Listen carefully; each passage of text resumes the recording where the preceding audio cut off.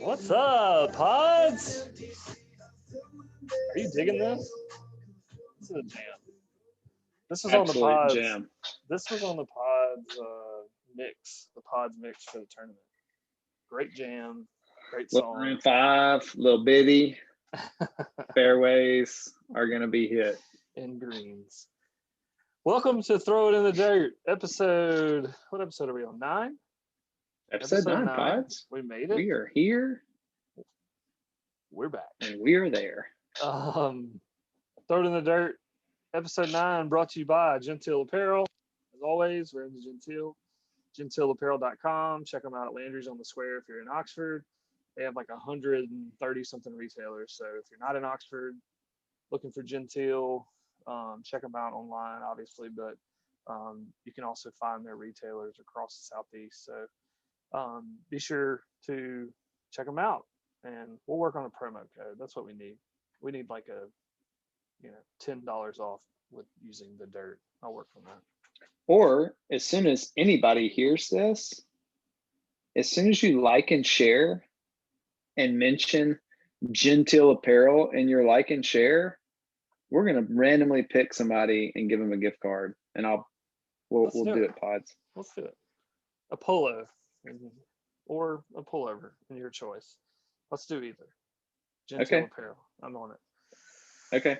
All right. So before we get into this, I forgot social media last week. I did put it in the edited version online, but for those listening, check us out on Twitter. It's at @dirt_pod. If you're on Facebook, it's facebook.com/dirt_pod. You can send us an email at inthedirtpodcast@gmail.com. Hit us up. Let us know what you're thinking. Be sure to like, subscribe. Be sure to give us a rating. 5 stars. Can't have anything under 5. Got to be 5. I know somebody's going to give us 1 star to be funny, and we're going to delete that. But yeah, and forever ban you from potentially winning any of our like and share giveaways. That's right. So hit us up on social media. We got a great show tonight. We're going to bring in our guests a little early so we can go through some stuff. I think it's going to be a fun one. A guy that that we're close with, so it should be a good one. Before we do that, though, we'll do a rundown here. Talk about the College World Series a little bit. Make sure, like I said, we'll bring in our guests for that. We'll go through. We had some Team USA selections, which I always think is really cool for collegiate baseball and guys playing on Team USA. And then we'll run through the summer assignments for our current players, and then our special guests, which I guess we can go ahead and just do an intro for. And then, like I said, we'll bring them on. But I'll do my intro, and then you can, because you obviously played with them, so you can give a little bit longer version. But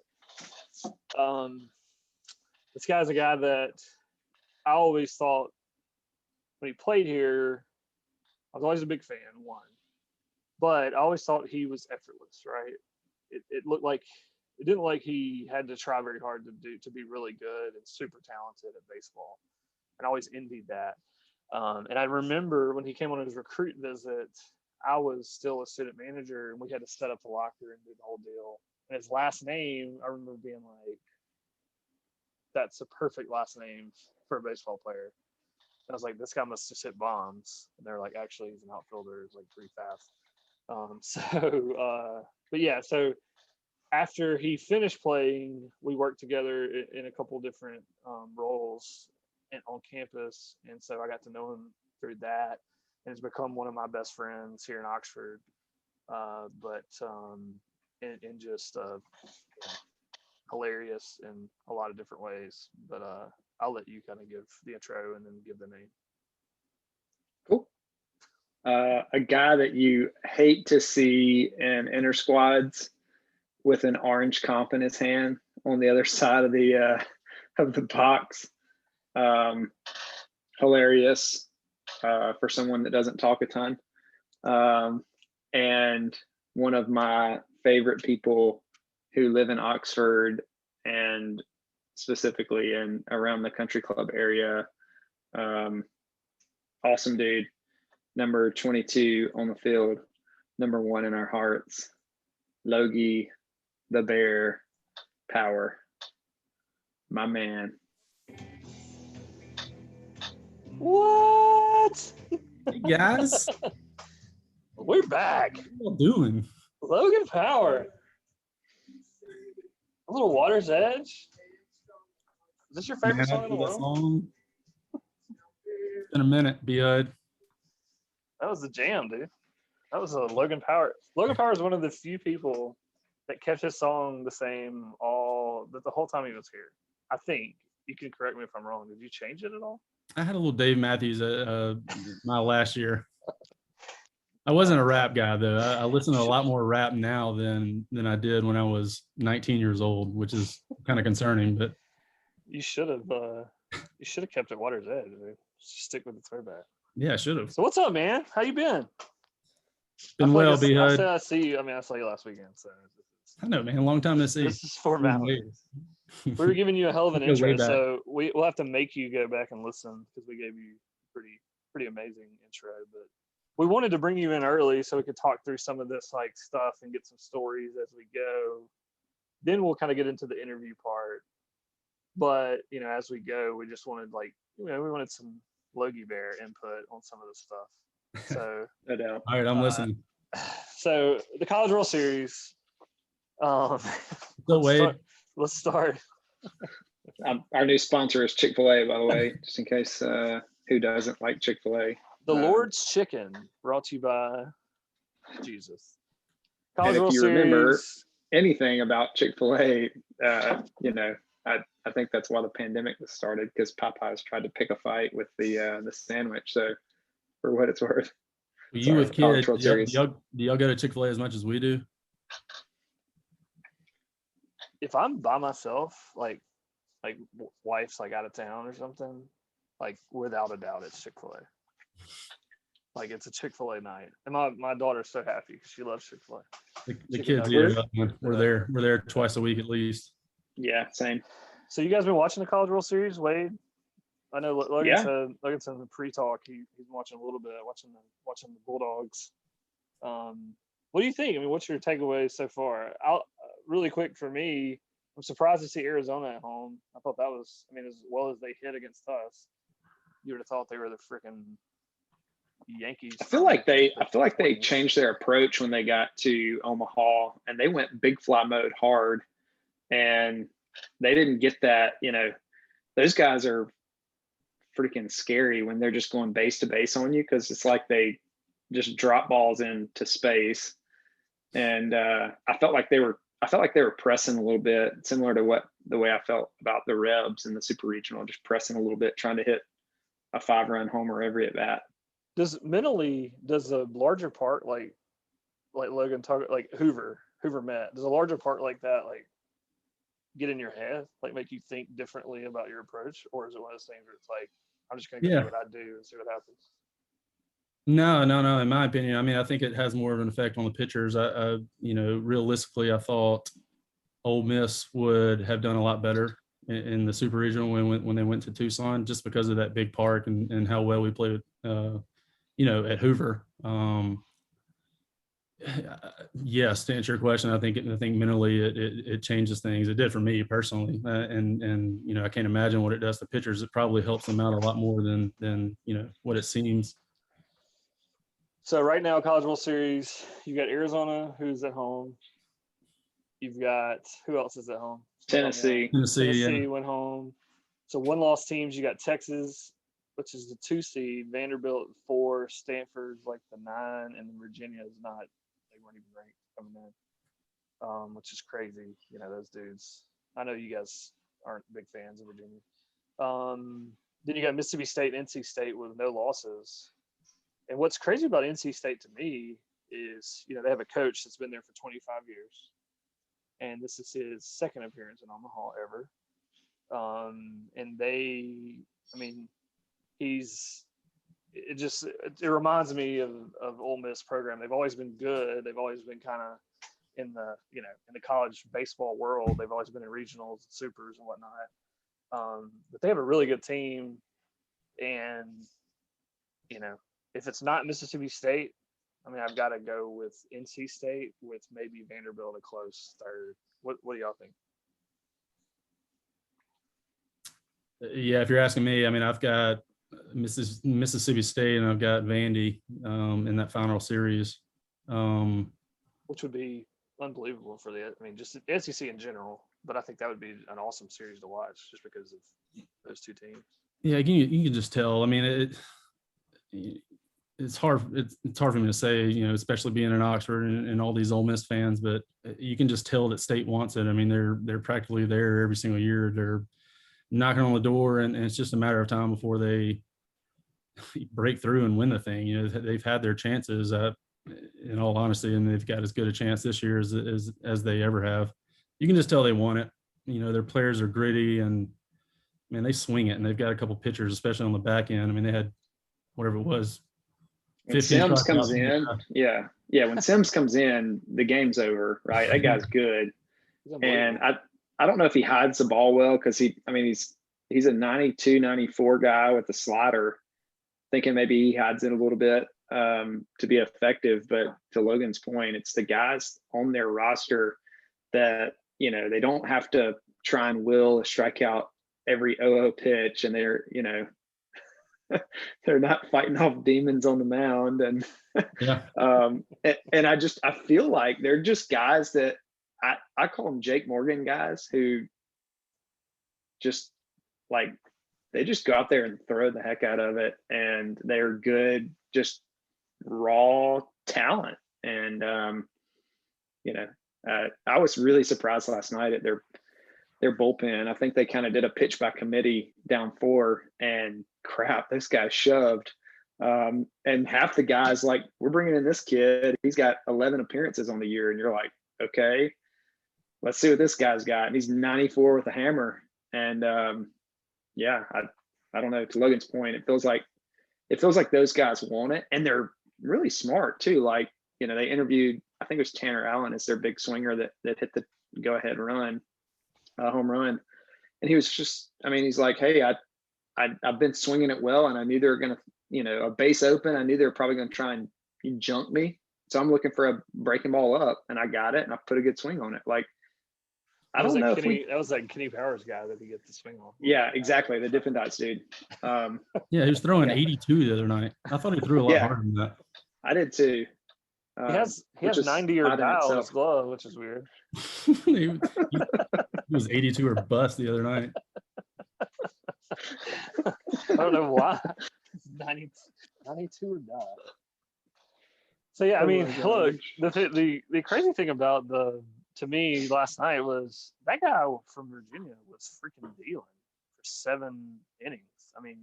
Just dealing, no hits, and then did you see and we're in a text group. Yeah, his season stats weren't great, but the last 3 weeks, it was 35 innings pitched and 48 walks or something crazy, literally walking 1+ an inning.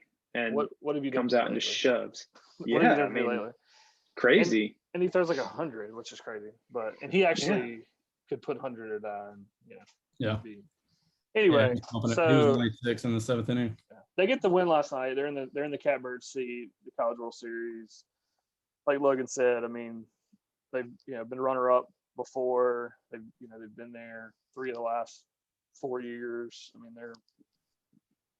They're good, and it sucks because they're down the road and they're the rival. But at the end of the day, kudos where kudos is due. But again, in a 3-game series, I'd love to see the Vanderbilt thing because Vanderbilt's got 2 of the best arms out there, and they bring in dudes from the bullpen that throw 100 just casually. Got that 6 innings on the year. He comes in, he's 102 off the left side. So yeah, big news out of Oxford today, or I guess yesterday. Team USA got 3 guys playing on Team USA. I think Derek Diamond's probably he's on the injured list, but you got Dunhurst and Jacob Gonzalez. Again, we talked about it on here. Gonzalez has had just a hell of a year. And then Dunhurst today is named the Rawlings Golden Glove Award winner for catcher, best defensive catcher in the country, which is pretty impressive. And I know you guys played with Basham, who was unbelievable. And just to see what Dunhurst does back there is crazy. And so I was texting back and forth with some guys today about summer assignments, and I know you guys have some stories about summer ball, so we'll get to that. But really quick, just to go through Cape Cod League, Peyton Chatinier and Dunhurst, when he's done with Team USA, is going to be there. Kemp Alderman, who is apparently just ripping through the Cal Ripken League. Pitching, he's pitching and hitting bombs, and clearly they don't know throw him a curveball. Texas Collegiate League, Ben Van Cleve, Jackson Kimbrell, and Calvin Harris, Braden Forsyth are all in the Northwoods League. Reagan Buford, or Burford, I guess. I didn't even know was on the team. He must be redshirting. It's California League. Cody Adcock's in the California League. Kel Baker in the California League. Mitch Morrell's in the Perfect Game League. Luke Leon, Garrett Wood in the Perfect Game League, and then our boy, 100 or Die, is in the Appalachian League, which I've never heard of. So good luck to all those guys. Summer baseball. Give me the rundown. Like, you just played an entire season, and then you go do your interview, your end of the year exit interview with Coach B, and I'm assuming at some point during the year, someone is reaching out to you saying like, hey, we want you to come play in this league or that league or whatever. So one of you or both of you tell me that process, and then we'll get into stories. So like, what is that process of playing summer ball? Logan. I think for us, Mac used to set it up, right? And the coaches kind of align you, based on what leagues need. I guess, and then obviously the Cape is invite only. But is that invite by the coach in the Cape? So whoever's coaching whatever team in the Cape goes, okay, I want these guys. I'm going to invite these guys, or how's that work? I really don't know how that works. I think it's by the actual league itself inviting you, and then they distribute or disperse you throughout the Cape. And then I think they put common players on the same team.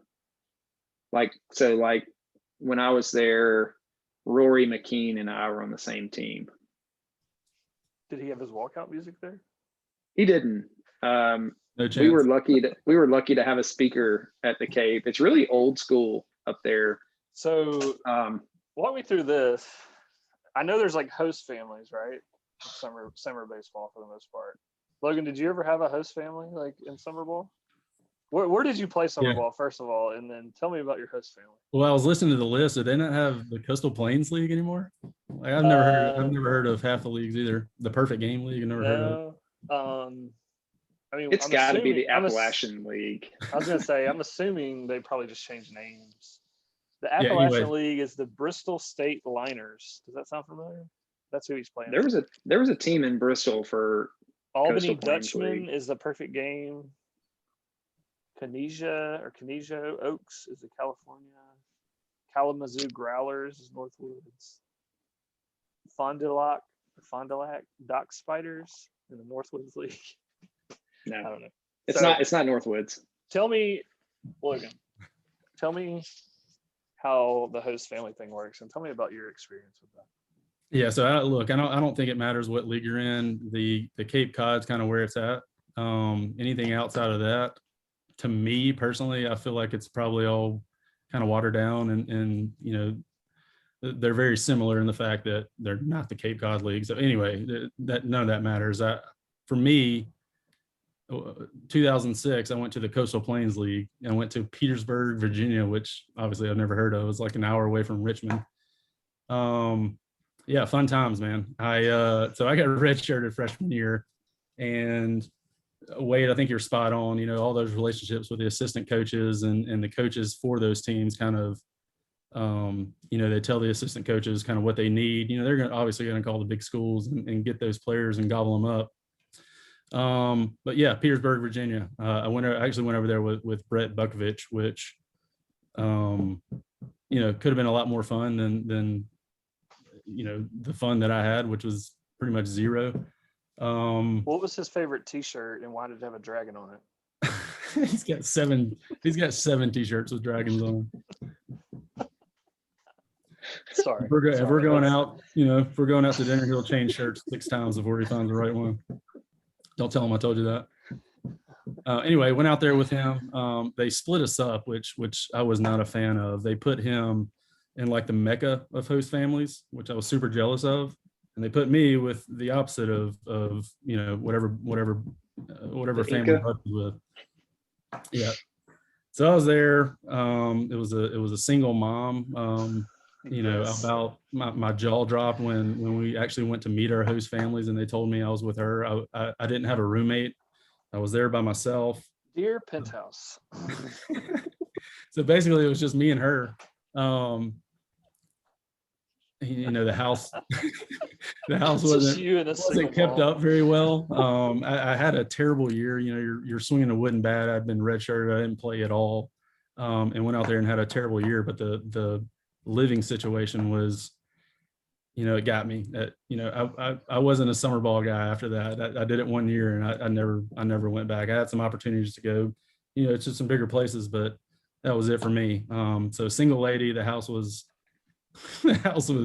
not ideal. She put me in one of her upstairs rooms, which it was like a third of my 2-year-old's room, size wise, and didn't have any air conditioning. I had an outdoor unit, or a window unit, I mean. And dude, she had this cat that it was me, her, and the cat. And I've told people this, if you've ever seen Pet Cemetery, the cat on Pet Cemetery, if that cat had an identical twin, that was the dang cat that I had to live with. So try to get out of the house as much as possible. Had a couple friends on the team. The positives were the people that I met there. You meet some really cool guys from all over the country, but I was done. Summer ball wise, that was it for me, man. Next year, you were like, hard to pass. Yeah, I'll go back to Jackson.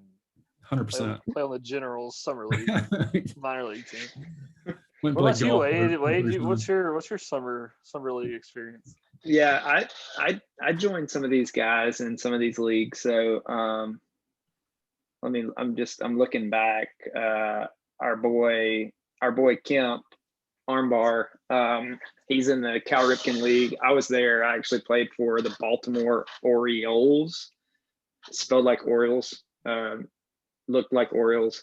But it was pronounced Orioles. Orioles. Copyright. Yeah. So, copyright. Yeah, that's right. Trademark That's right.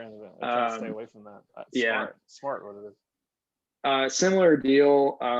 2 young kids in that league.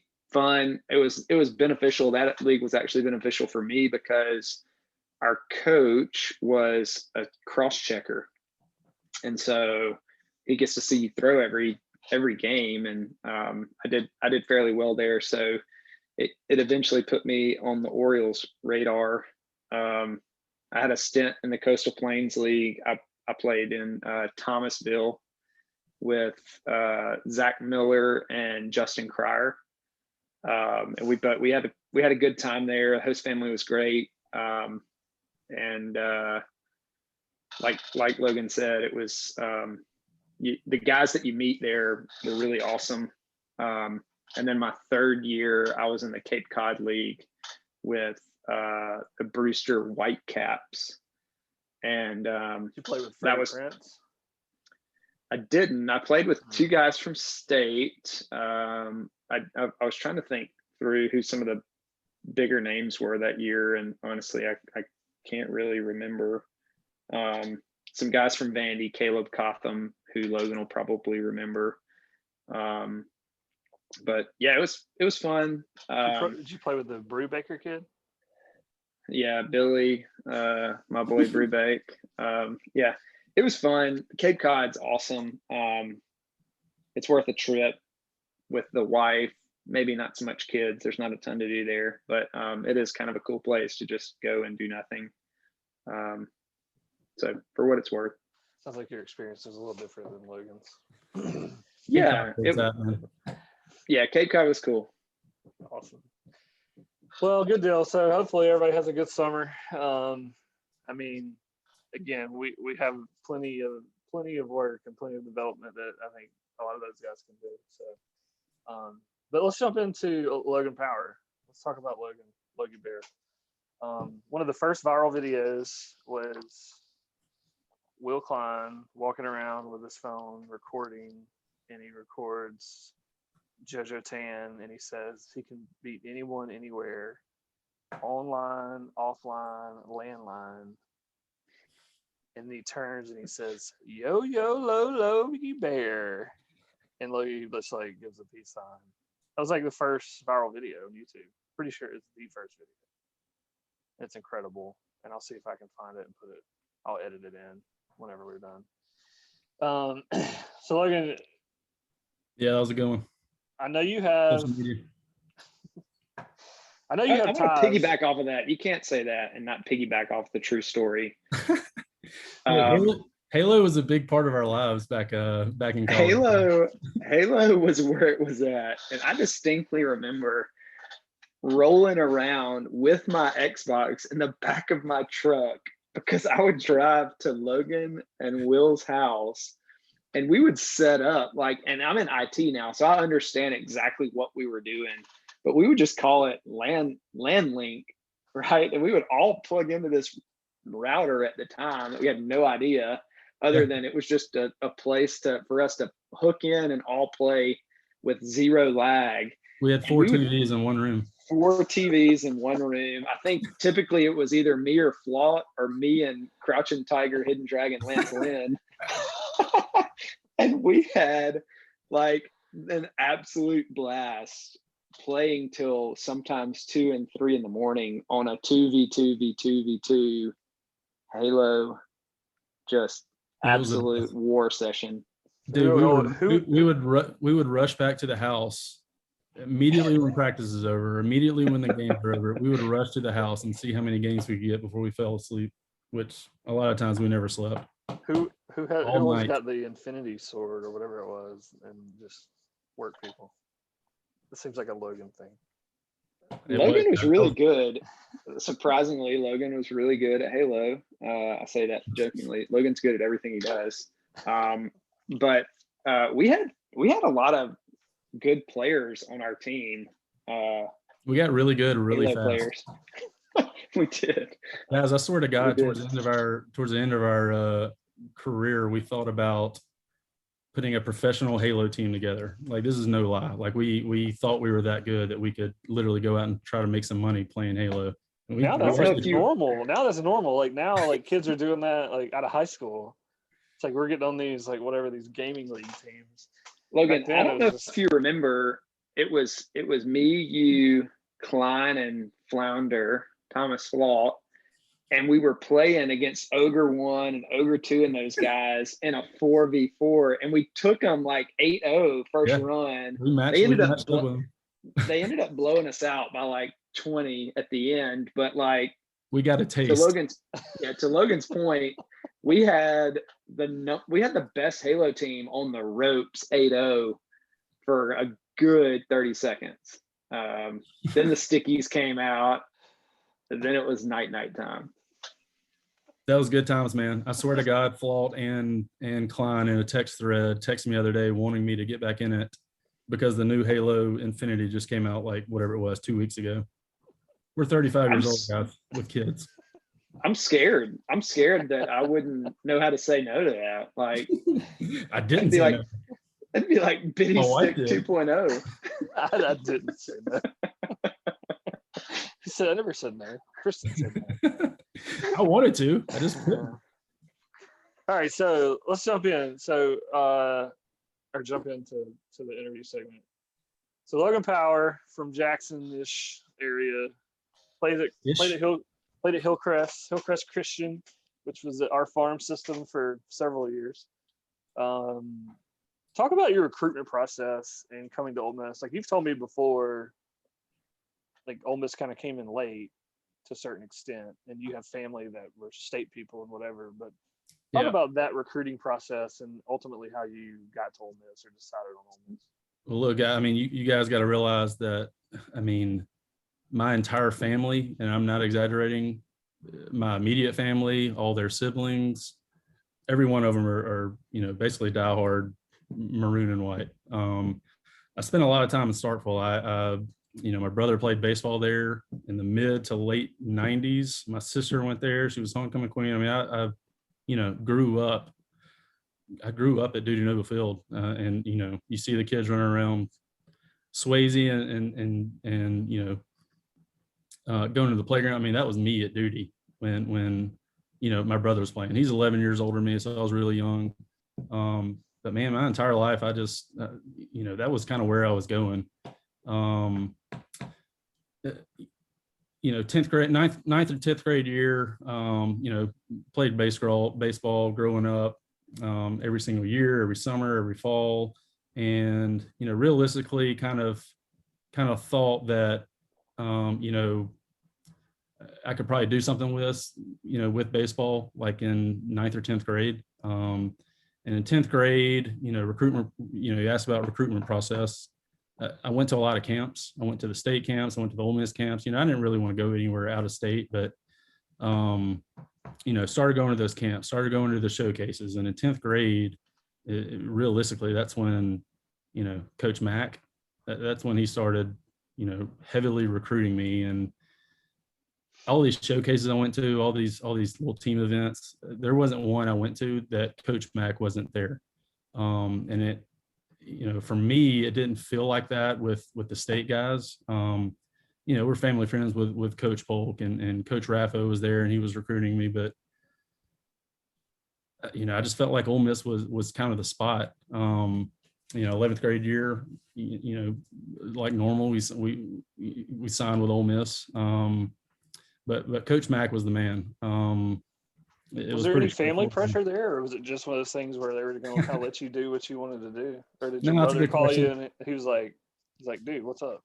No, brother was totally supportive. My dad, my mom, they were totally supportive. They just, wanted me to go to the place where, I'd fit in the best. And honestly, that was Oxford, that was Ole Miss. I just felt like they wanted me more. State did offer me, but I couldn't pull the trigger. There was just something about it, and something about this place that, for me, this is where I wanted to go. And I had friends coming here. I played baseball with Brett Bukovich growing up, with JoJo Tan. They had already, committed and signed here. So I just felt at ease here. It was kind of an easy decision, honestly. So I joked about the Hillcrest connection, but what was, did you talk to those guys? Were they involved in your recruitment process at all? Not necessarily. Really, the only one was Stephen Head. He was kind of the closest one to me. In 9th grade, Seth Smith was a senior when I was in 9th grade. We were actually pretty close my 9th grade year. We had a lot of the same common interest, and he thought I was really good at baseball, and I played center field and he played right field. But, Seth Smith was really there was a couple of guys before him. If Glenn Morris and Dustin Clyburn, those guys came to Ole Miss. So really every year at Hillcrest, probably 4 or 5 years before me, there was always somebody going to Ole Miss. So, that kind of affected my decision. It was a lot easier making that decision, knowing those guys came up here, having the success they had. And then Stephen Head was we were always family friends. And I don't know if you know a guy by the name of Brett Jones. He was a year ahead of me. He actually came here. He didn't last long, but and then Cody Sidewhite right after me. So it was, at that point in time, Ole Miss was kind of it for the guys at Hillcrest, for sure.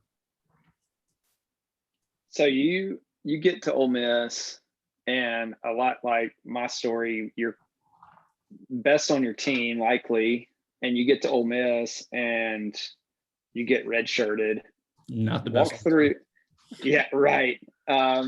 Walk through, because I remember, I just felt like, man, one of the lowest points after one of the highest points of probably your life. You signed to go play college baseball, yeah. And then you're instantly maybe humble pied, or you get brought down levels because someone tells you that you're not ready to play here yet. Talk through what that felt like. And I remember the process vividly. It was the red shirt workouts were brutal with Noel, but unbelievable. Talk through the process of that. Yeah, so as well as anybody, the first year here, you're going through the fall and you're trying to stack, you're trying to compare yourself to all these players, and Wade, that was the team that hosted Texas in the Super Regional in Oxford. So that team was unbelievable, and they had some unbelievable players. And looking outside in, I mean, you're kind of doubting yourself whether you can even step on the field or not. And it's funny you say that. The exit meeting for me my freshman year, when I went and talked to Coach B, he literally looked me in the face and said, "I don't ever see you playing here." And that was kind of a hit. So I didn't know what I was going to do. I didn't know if I wanted to transfer. I didn't know if I wanted to, God forbid, quit baseball. I didn't want to do that, obviously. But him saying that kind of turned the light on, I guess. And it's hard to explain. It just makes you work harder. It makes you realize that you're not as good as you think you are. There's obviously some work you've got to do, especially in the summer, and especially when you come back for your real freshman year after your redshirt year. So you just put in the work. You go hit. You literally hit every single day. You hit hundreds of balls a day. You work on your defense. You work on your speed. You try to do all these things to make yourself feel better, to make yourself feel wanted as a part of the team. And that's kind of all it was. That's what it was for me, for sure. Well, you got the last laugh. I mean, you're the all-time RBI leader in Ole Miss baseball history, so it worked out for you at some point. It did work out, yeah. So you, I mean, you played, and I said this in your intro. One of my favorite players, as a fan, being, I kind of moved on from working with the team, and I came back in 2007, early 2008, and started working in marketing. And I knew your wife before I even knew you. Haley and I worked together, and Kristen and Haley are close friends. And I said it then, like, I always admired, like, it seemed like everything you did was effortless, but then you talk to guys on the team and they'd be like, no, Power works really hard. Like, he's always hitting, he's always doing whatever. And so it was cool to kind of see you grow and mature throughout that process. But your junior year, and I actually read an article on it today. It was the article I sent you, the photo of you bunting, which that's the only historical evidence ever of Logan Power bunting. No, man, love the bunt. Love the bunt. And we'll go into some fun stories and memories after this, but talk about you. So you get drafted your junior year, 25th round, I think. Yeah. What was the thought process of? I'm assuming your whole life is up to that point was the goal is to play professional baseball, and you get drafted in the 25th round, and you just say no to come back for your senior year. Talk about that, like walking through that process of what that was like. Yeah, just the draft process and the thoughts behind that. I had a good junior year. Getting drafted felt good. Same type of deal. I mean, I knew I was probably good enough to go play, especially for a few years. But I felt like if I went there, I was just leaving something behind here. In all honesty, I never envisioned not playing my senior year. And probably what you guys don't realize, or the people listening, we had the new stadium coming in 2009. We had to have the opportunity to play in that. That kind of weighed in on the decision. I just didn't want to be HUD. In all honesty, I mean, I wanted to stay in Oxford. I wanted to you had a loaded team coming back too. I mean, that 09 team was stacked. That was a super gritty team. Like, I mean, we had Pomerantz, but that was a gritty team. Like Kevin Mort, like people never talk about that guy. That dude was gritty. Yeah, defensively he's unbelievable. No, that weighed in as well. You know, to this day, I tell people I begged Cody Overbeck to come back for that year. He got drafted in the 9th round, and honestly, B-Hud, it probably would have been different if I got drafted a lot earlier. But being that late, I mean, I just didn't feel like the opportunity was that great, in all honesty. So, I mean, honestly, that decision was made between Coach Bianco and me.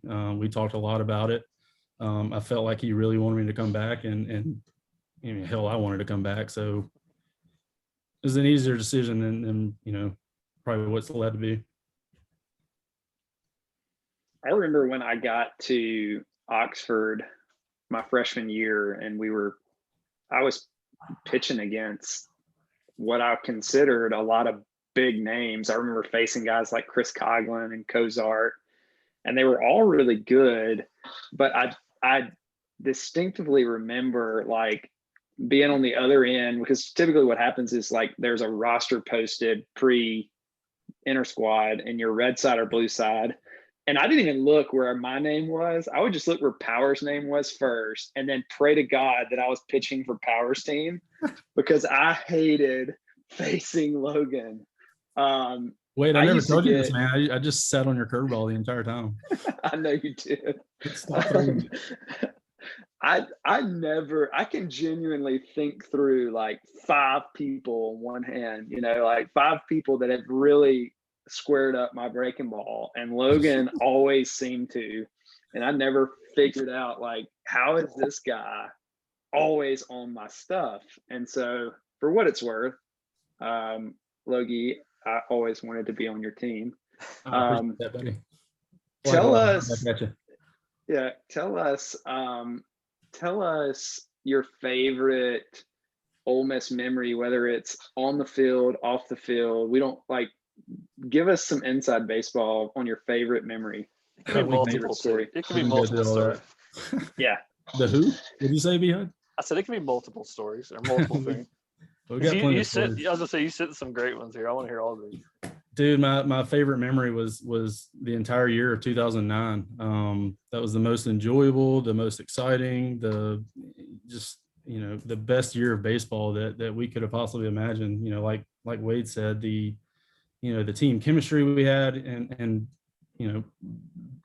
B-Hud, I was the oldest guy ever on that team. So, I tried to envision myself as being somebody these guys can look up to. We never got into hazing or anything like that. We tried to take the young guys under our wing, but no, I mean, the chemistry on that team and kind of what we accomplished, that 2009 year was something I'll never forget. I mean, it's something super special. We won the SEC that year. We had 20 wins in the SEC. We had over 40 wins in the regular season. We're a game short of Omaha, obviously, but memory-wise, I mean, I think back to that 2009 team every day. It feels like. A lot of guys have brought up the story of the infamous St. Louis and running in the IPF chapter. Do you remember anything from that? Yeah, I remember it well. We lost that game 15-12, I believe, and we were killing them all game, and they just like, their bats woke up, and it was a dreary night, and they just demolished us in the later innings. But man, we were in the huddle, ready to go get something to eat. Coach Bianco turns to everybody and says, "Keep your cleats on. We're going to the IPF." We get to the IPF, and he literally tells us, "This is a night you're never going to forget," and we never forgot it. We ran for what felt like 3 hours in there. Please, we had a good run. We had a good run after that, though. We did. Please tell me you remember, because you remember the pregame, like before the St. Louis game, we watched like the Miracle on Ice piece or whatever, and then Button gets up like mid IPF, and he's like, "Evan Button, St. Louis, Missouri." Wait, that didn't work. That didn't work. We ran for like an hour after that. B was like, "On the line." We were doing everything we could to get out of running that night, but literally nothing worked. He was so mad. He was so mad at us. I mean that was one of the worst nights. What are some of your from those? I mean, obviously you played on some really good teams. What are some teammate memories that kind of stick out to you from some of those teams? Man, a lot of stuff was off the field. I mean, there's so many guys I played with, and a lot of them are favorites, and a lot of them I'm still friends with today. You know, a guy by the name of Alex Kleeman. Know you guys know the name. Killer. Literally one of the most interesting teammates I've ever had. He's you know, to this day we talk like we did in 2007, but he has a beautiful mind. Man, I'll never forget do y'all know why we call him Killer? We call Alex Kleeman Killer. His freshman year, he one of the first games puts his jersey on, starts walking around, you know, hadn't even put a jersey on yet, and somebody misspelled his name on the back of his jersey. It wasn't Kleeman, it was Kilman. We have never let it down since. He you know, is Killer to this day. Kilman turned into Killer. Yeah, we've never let it down. And like the same year, he was hilarious, man. He, you know, we had a bad string of workouts, and and Kleeman started showing up late for like the workouts like 3 days in a row. And on the third day, Noel Durfee, we walk in, and Kleeman walks in. He immediately stops the workout, tells us to go to the football practice field, and we barrel rolled for an hour. And I've never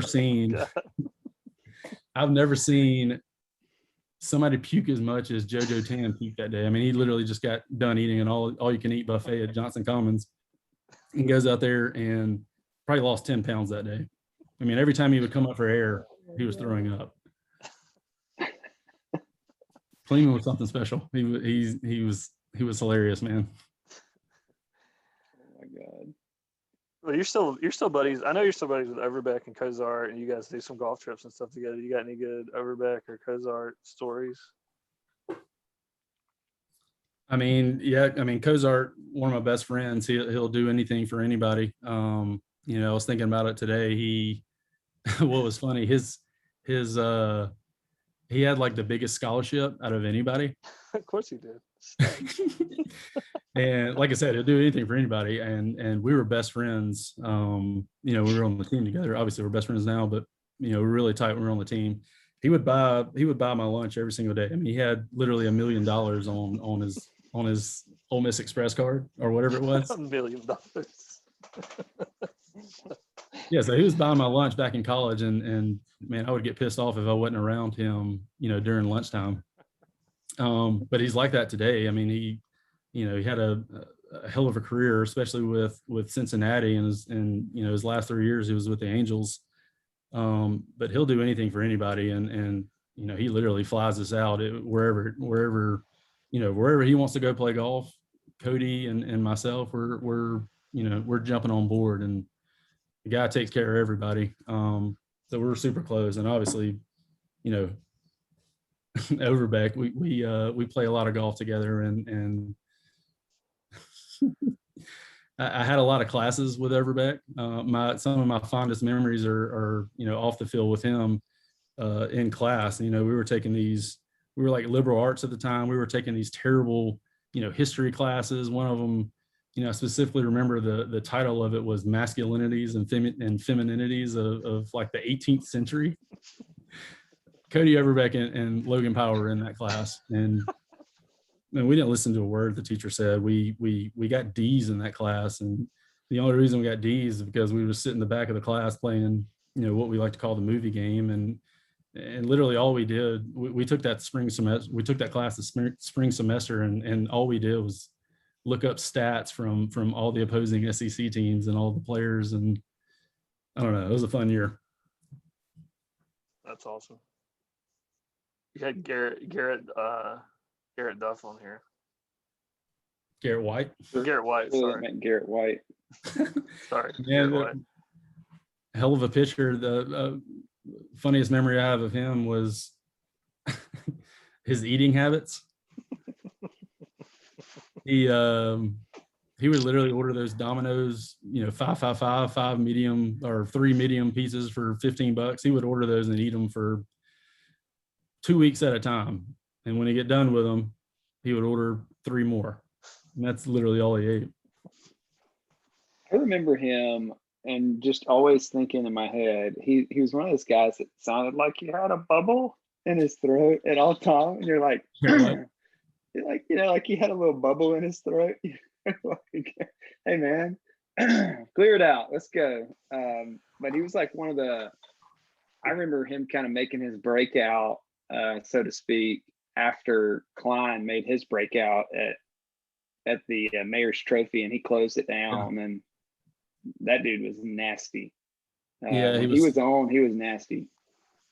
He was very good. He was a big frame guy, big left-hander. I mean, he threw the ball in the mid-90s and even upper 90s, and he kind of solidified himself as our closer. But I mean, he was one of the funniest teammates I've ever had. I only got to play with him for like a year. We had a rough go that year. That was the Miami Super Regional at home, and we brought him in, and Valencia hit that grand slam off of him, which kind of basically sent them to Omaha. That was a rough day, but Garrett White was the man. Then I've got to hear the Mark Wright. I've got to hear the Mark Wright story. I'm assuming this is your first AB. Mark Wright. Look, I mean, I was a freshman when Mark Wright had that big year. Mark Wright and I we were super close. He I don't know. I mean, I guess he took me under his wing, but we were roommates on the road. I was a freshman and he was like the big star on the team. I used to come in, that's kind of how I got started. I used to come in for his defensive replacement, like the first part of 2006. He was such a good hitter, but man, I don't know about defensively. He wanted to DH, but they just wouldn't let him. He should have DH. I mean, he had 80 RBIs that year. One of the funniest things, I mean, this is kind of a Coach B story, but one of the funniest things I remember was we were at Alabama, and they took Mark Wright Coach B took Mark Wright out of the game. I don't know, they were bickering back and forth, and Mark Wright had like a bad attitude of that game. So Coach B just said, get out, Logan, you're going to right field. And I hadn't played any, at that point when we were playing Alabama. First at bat, I get the guy throws me 3 straight fastballs right down the middle, and I didn't even take my bat off the shoulder. Coach B walks up to me and says, "Logan, listen to me. I just took out an All-American. Swing the damn bat." Mark Wright overheard that and literally was snickering back there, and he turns to Mark Wright and tells him to shut up. Took out an All-American. Swing the bat. That's awesome. He was an All-American that year. Logie, random. Give us your favorite story that Coach B ever got onto you, or give us your favorite Coach B story. Any Coach B stories. These are the best. Yeah, every guy's got a B story. There's several B stories. My favorite was the UCLA trip, which I'm sure you guys have already heard about, but man, that was a rough trip. Went out to UCLA in 2007. And this kind of told this one. I think Basham. No, Henry. Was it Henry? Okay. Henry told about it too. Yeah. Okay. Did you tell about when he got in the batting cage? No. Just go. Okay, this is where I'm going. This is where I'm going with this. All right, so we go to the Easton plant, which I'm sure you guys have already heard. Again, it was a terrible trip. Anyway, it was kind of a makeshift Easton presentation. We went to the Easton plant. They kind of did this big presentation. Anyway, it was not ideal for us. Get towards the end of the presentation, they take us to the spot where they're kind of demoing like their manufactured bats. All right, and there's literally this guy, his sole job is to stand in a batting cage and just take hacks with the new Easton bats. I mean, that's his job. We were like jaw dropped at this guy. So anyway, we get to the batting cage, and they got one of those pitching machines where the arm kind of slings around and grabs the ball and just literally just fires it right down the middle. And they've got it at like 40 feet. And the guy tells us, this thing's throwing like 92.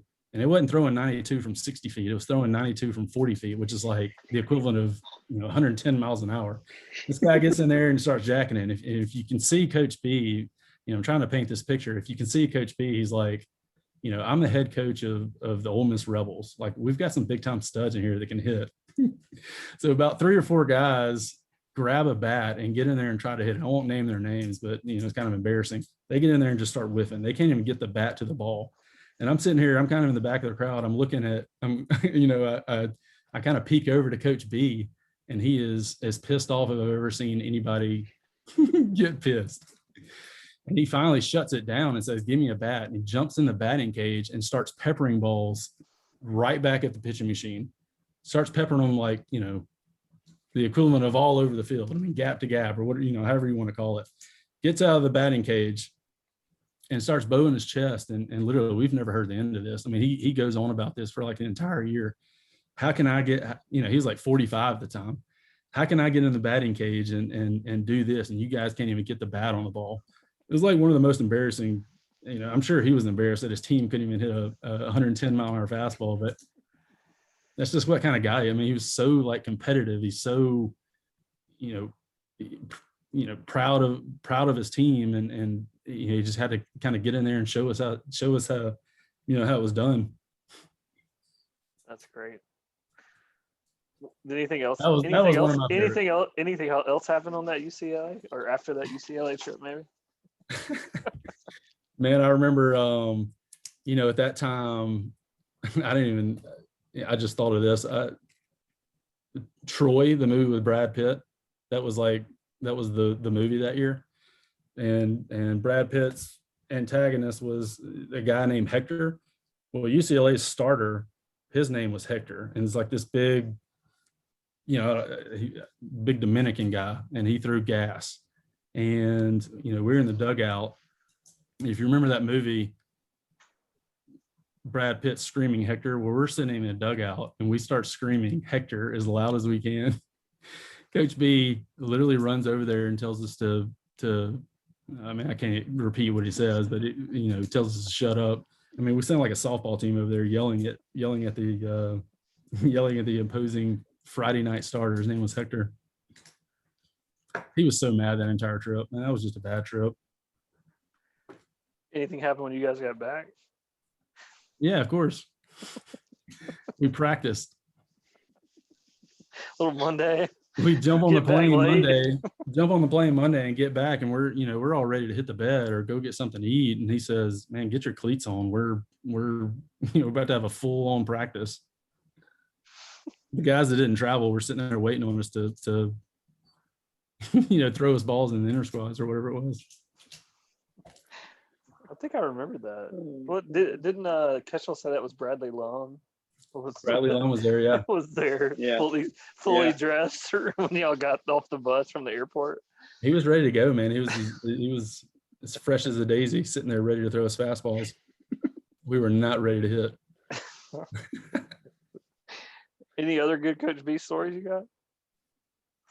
Coach B, Coach B is the best. He's the best guy, somebody to look up to. He, living in Oxford, I see him out every now and again. He, one of my fondest memories was senior year. He brings in all the guys who have, 1 year of eligibility. He brings them into his home. He's super open, and he's like that anytime I see him out. He, it's just somebody to look up to. He, brings us into his home. He answers any questions or gives us any advice that we need, and just an awesome guy, somebody that I've looked up to for forever, somebody I've really wanted to kind of mold my life after. Real big family man. He loves his family, treats his players like his family, and he was great. One of the things you sent me was a Coach O story. I need to hear that. That was the UCLA trip. That was another one. All right, I'll paint this picture again. This is actually before we went out to UCLA. So he's trying to motivate us. He's trying to hype us up. This is when Coach O was coaching our football team. Right? Yeah, I don't think we had a good year there. Anyway, Ed Orgeron, the head coach of the LSU Tigers now. Look, one of the funniest things was when Coach B brought Coach O into our locker room. Okay, it's I think it's like 35 of us traveling out to UCLA. It was a non-SEC weekend. Anyway, Coach O comes in there, gives us this big elaborate speech, and we're kind of building up to to the motivation that he's trying to get us to. And towards the end, we all start kind of looking at, he starts saying some weird things, but one of the last things he said, and going back, there's probably 20 pitchers in the room. There's 35 players, or maybe 15 or 20 pitchers in the room. Anyway, gets to the end of the speech, looks at Coach B and says, he says, who's the pitcher?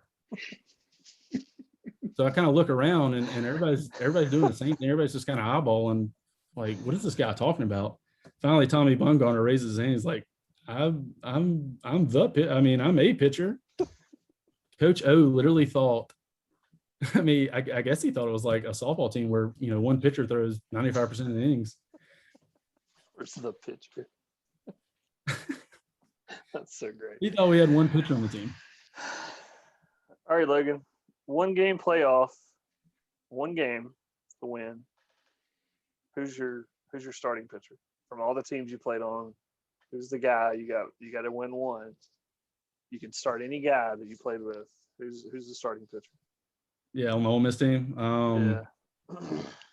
Man, played with some good ones. Will Klein's the man. Lance Lynn. Obviously today, and the guys pumping fastballs up there in the big leagues that nobody can hit. In 2009, Drew Pomerantz was, in my opinion, he's one of the best pitchers I've played with, if not the best. He was the David Price of Ole Miss in 2009. In my opinion, his 5th overall pick, I think, in 2010. Nonchalant about everything. Literally, you couldn't rattle the guy. And he's 6'5", and he's left-handed, and he throws from way out here. He's got a hammer curveball. I would have never wanted to face that guy. I'm starting Drew Pomerantz. Nice. I don't blame you. I thought game 2 for us was going to be a shoe-in, as probably everybody in America did too. Yeah, I remember him in the training room, getting prepped up for that game, and he looks at me and says, "Logan, we got this." And we did have it. We just kind of, faltered at the end, but that guy was basically unbeatable at the end. I don't know how anybody hit him. His freshman year, he was throwing. He came in as a midweek starter. He was pumping 96, 97 his freshman year. From this side, from the left side. I don't remember where we were, like Arkansas State or TCU maybe. And he came in, and his first outing, do you remember that? He came in, and I think his first pitch was like 99. Yeah. And I was like, oh my gosh. Yeah, he was like our savior when he came in. He was, dude. I remember never seeing anybody throw harder than Cody Satterwhite. And I remember the hype coming in for him.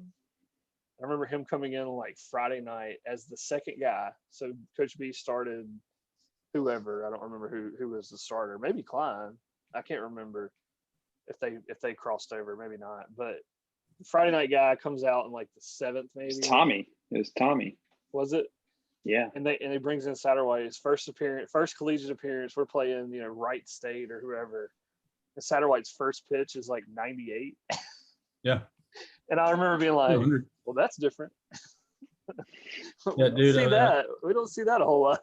I grew up playing with that guy. I went to Hillcrest. He was a year behind me, but fun fact, I was a catcher my 10th and 11th grade year. Even when I was getting recruited, like Coach Mack recruited me as an outfielder, but I was catching. Oh, nice. How about that? We didn't have a catcher. I had no we idea. didn't have a catcher for Hillcrest. I went to a small private school, and I was literally the only guy that could like get back there and semi do a decent job. Not that I was good by any means. My knees still hurt because of it. That was all the time in high school. You just played wherever they needed you. Yeah, for sure. But no, Cody, his big jump was 10th grade year. I specifically remember, like in 9th grade, he was throwing like 82, and in 10th grade, he hit over 90. In his 11th grade year, got up to like 95. When he got to Ole Miss, he was hitting 100. That's crazy. He was like 6'5". He was your roommate when he weighed. Yeah, Yeah. He was nuts. Talk about who is the hardest pitcher that you ever faced? Like Price, maybe? I don't know. Yeah, that's an easy one. 2007 Vandy. Vandy was number one team in the nation the entire year, and they had Price. Clyde told the best story about I don't know if you listened to that one. What about what we faced Vandy? The scout, the scouting report. He's going through it, and he's talking about like Price's, MLB guy. And he throws, mid 90s and blah blah. And he's conscious. He's sitting down there like, like trying to get his mind right. And you lean over, and you're like, dude, we're gonna lose. Yeah, dude, I was so scared of Price. It didn't matter who was sitting next to me. I was saying that. Pumping 97 from the left side. He was, obviously he's one of the best pitchers to ever play college baseball and even in the pros. But dude, I don't even think he was the best pitcher on that team. Do y'all remember Casey Weathers? Yes. Casey Weathers threw 100 from 3/4, and he was right-handed. Yeah. So, I had the benefit of facing Price. Price is left-handed, so it's kind of coming into me. When they put in Casey Weathers, I had no chance. I think wasn't Sonny Gray on that team too? Sonny Gray's a little younger, but same type deal. I mean, every year, Vandy comes out with super stuff. Reload. Yeah. Did you say Casey Weathers? Anybody else that you feel like was just the guy you did not want to face? Because you played over 4 years. Obviously you played a lot of different arms, but it was as you were here and probably faced guys multiple times. Like, was there anybody else that you were just like, I cannot hit this guy? Yeah, there were some nasty guys from Arkansas. Jess Todd and the boys. Those guys were, for me, they were basically unhittable. I wouldn't. I didn't have the greatest approach, when facing those guys. Their ball, for me, the toughest guy to hit was a right-hander throwing over 95 and balls that would run into me. I had no chance with those guys. But no, yeah, Casey Weathers. He basically unhittable. We were in the SC tournament facing him. Like I said, I had no shot. I'm sitting on 100-mile-an-hour fastball, and I'm just trying to get my bat to it. And one at bat, he made a mistake and didn't throw 100 miles an hour. He dumped a 92-mile-an-hour slider in there. Sitting on 100, it looks like a fastball coming in. I just stick my bat out and pull it down the third baseline for a double, only because he didn't throw his fastball. You acted like you meant to do it there, right? You got to second. I'll tell you, there's no way I meant to do that. At that point, you're just hoping. Yeah. For me, I was just hoping. Yeah. Hoping not to go 0 for 5 with 4 Ks. So walk us through. You get to the end of your career at Ole Miss, and I think you've told me this before. You had a couple people call and say, "Hey, do you want to come?" Not necessarily walk on, but do you want to come? We'll give you a free agent deal to come here or there and do whatever. Yeah. Yeah. And I don't remember if you did that or didn't do that, but walk us through kind of that essentially being you saying, "Okay, I'm going to do something else in life." Walk us through that process of, okay, career's over, what next? And then kind of like, what's your next steps been to where you are, tonight? Yeah, after the 2009 year, you guys got to realize I've been playing baseball for, 20 years at that point. After that year, talking to every single scout, they could just tell that my heart maybe wasn't in it, especially after that year. I could have gone and tried it, but at that point, B-HUD, I didn't really have any leverage. I wouldn't have got any money. I would have gone to, God knows where, Eugene, Oregon, or somewhere like that. I'll be back with a cat lady. That would have been a lot better. She's like, "Welcome back. We love you." Mitten says hello. But no, at that point, mentally and physically, I was just done. I was dating Kristen at the time. I didn't want to necessarily leave her. I didn't want to leave Oxford. I had aspirations of basically doing something else in life. Went to grad school, worked for the university for a few years. But no, I mean, I could tell that the scouts could tell that I wasn't necessarily interested in doing that. I was the guy that if I would have done that, I would have been 2 years, 3 years max of playing low A ball. I mean, right. It just wasn't appealing to me. I mean, it would have been a super long shot for me to even make it up to where the guys are making it now. I mean, I was just mentally and physically done. Wanted to stay in Oxford, want to kind of build my roots here, and that's exactly what we've done. Chris and I have 2 kids now. I mean, looking back, I mean, I have 0 regrets. And even after I got drafted my junior year, 0 regrets of ever coming back to Ole Miss for my senior season. Because do some of the guys that went before you, do they factor into that decision? So like guys that maybe that left when your junior year, they leave, and then you're keeping in touch with them to some extent, I'm assuming, as you're playing in 09, and they're like, I'm on the bus and Winslow, Arizona. Yeah. Like does that factor into your decision at all, or you're just like, I don't want to do that? Like that's 100%. I mean, 100%. I mean, the guys I talked to, I mean, I knew the lifestyle. I knew that it's not something I, necessarily wanted to do. My heart wasn't in it. I mean, I couldn't force myself to do it. And that's what it would have been. It would have been a super stretch. Just kind of a forced effort to, maybe go do something that you didn't necessarily want to do. I wasn't the MLB guy. I assure you, there's no way I would have. There's no way I would have made it up to the top. Yeah. And so now, I mean, what are you doing now? Obviously, you said you work for the university. That's kind of where we got to know each other through that process. You worked in the foundation. Yeah.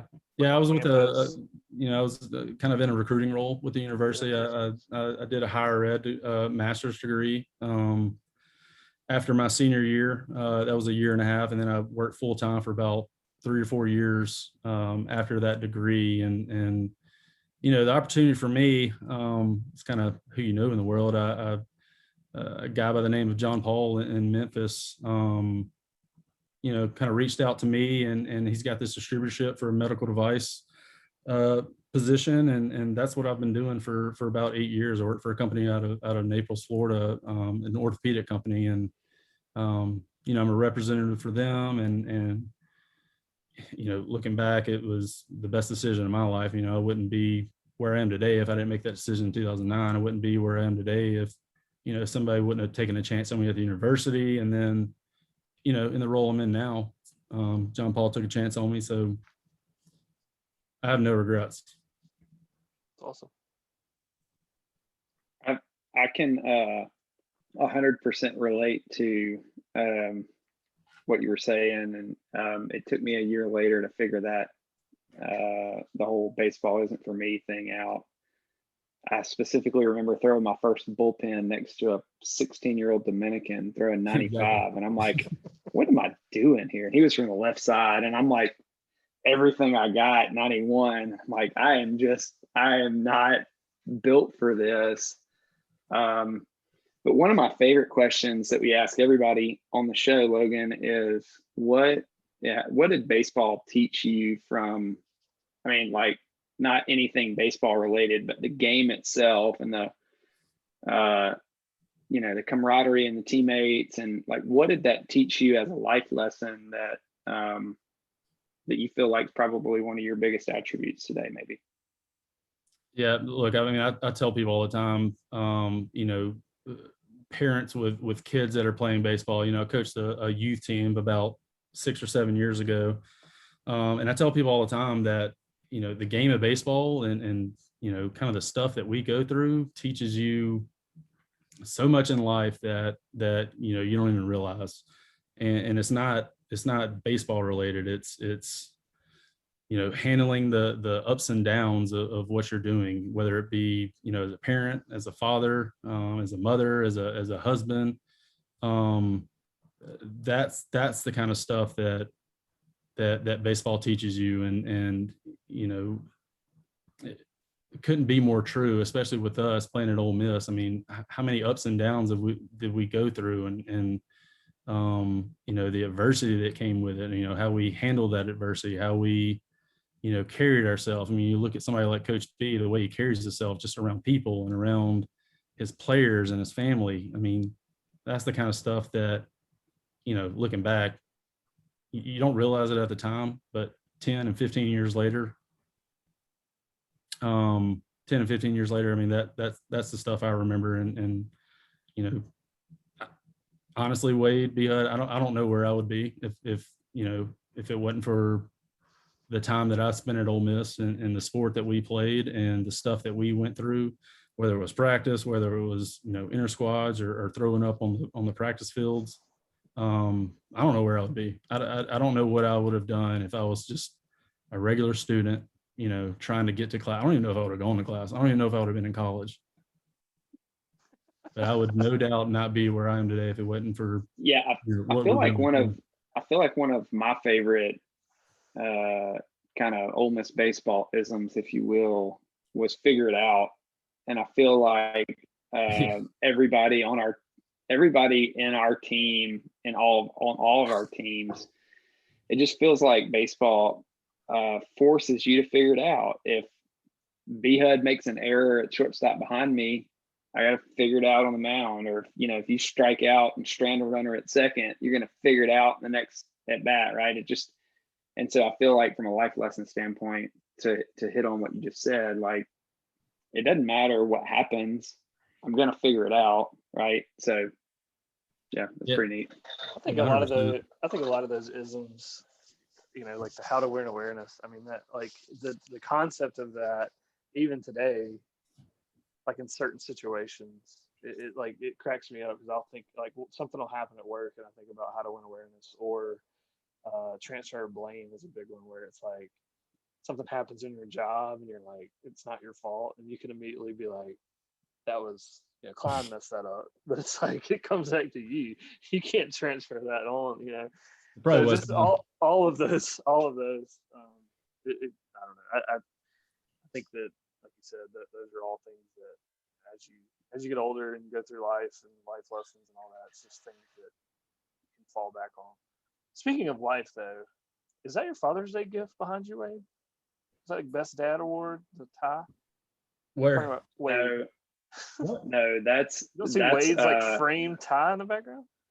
Yeah. So quick story. My father-in-law, when he passed away, he was a businessman. Wow. And so we shadow boxed a tie cool. For him. So see, sorry. Yeah. So we'll log off now because no, it's a really cool deal. It's a good symbolic piece. But since we're lightening the mood, Logie, I never knew, like, I know you've been playing golf for a lot longer than I have. But 2 weekends ago, Pods and I, we won the 12th flight of 12, I never knew how intimidating it was to tee off with people watching. And man, oh man, was I nervous. Tell me about it. It's the absolute worst. The absolute worst. How is it that much different than playing in front of 10,000 people? You can't even hit honestly, in front of 50. I'm the same way, man. Honestly, I was so nervous. Like, I was just thinking back, like 2009, I remember just a huge crowds. We played at Arkansas in front of 14,000. Like, I'm completely fine and content.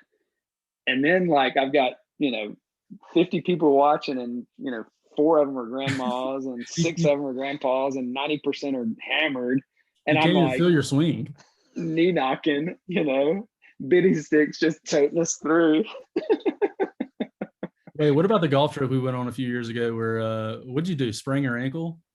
And you were literally playing the entire golf trip in a boot. My Achilles was on the verge of tearing off the bone. Never seen so much sand in the boot when you got in the bunker. God. Miserable as that. Flaunt made me hit out of the bunker, the guy in the boot. That's awesome. Yeah, it's great time, man. Well, good times. I mean, last question. Is this the time of our lives? It's probably the best day of our lives, B-Hud. It's got to be the best day of our lives. Having kids, getting married, and yeah. Well, Logie, man, we appreciate you coming on. We've like I said this in your intro. Obviously, we've become good friends, and one of my go-to guys now, and it's fun to golf and whatever, shoot the shit and hang out. But it's always good catching up and hearing stories that a lot of that stuff I'd never heard. Some of it is reverb from stories that other guys have told, which is really funny to hear other versions of the same stories. But yeah, I mean, I appreciate you coming on, and we're gonna do some things in the future where we're gonna get guys to come back and be on with other guys. No, it's an honor, man. I appreciate you guys having me on. However I can help, I'm here for you, buddy. Can't wait to hang out with you more. I know, it's the best. All right, Wade, you got anything before we log off here? Man, one of my favorite Ole Miss Rebels. I am so glad you joined us. Wait, we go back. We go way back. We go way back. In fact, we go back to just for the listeners, back to baseball for 2 seconds. Charlie Russell and the Jackson Heat. Do you remember that? Yeah, I remember, man. I remember He's our me, guy. you, JoJo, and I just remember this coach. He was a true chain smoker, and he was always on the phone for whatever reason, and he would be always smoking a cigarette, coaching third base. I just distinctly remember him waving somebody around with the phone up to his ear and a cigarette in his hand, at third base. And I'm like, what? So that was the first time that I ever got to be on the same team with Logie. And then through baseball and Halo and every now and again some golf trips, we're the best of teammates. So thank you. Yeah, thanks for hopping on. I enjoyed it. I'll see you guys in Oxford soon. Love you guys. That's it. We're gone. Throw it in the dirt, episode 9. We're out.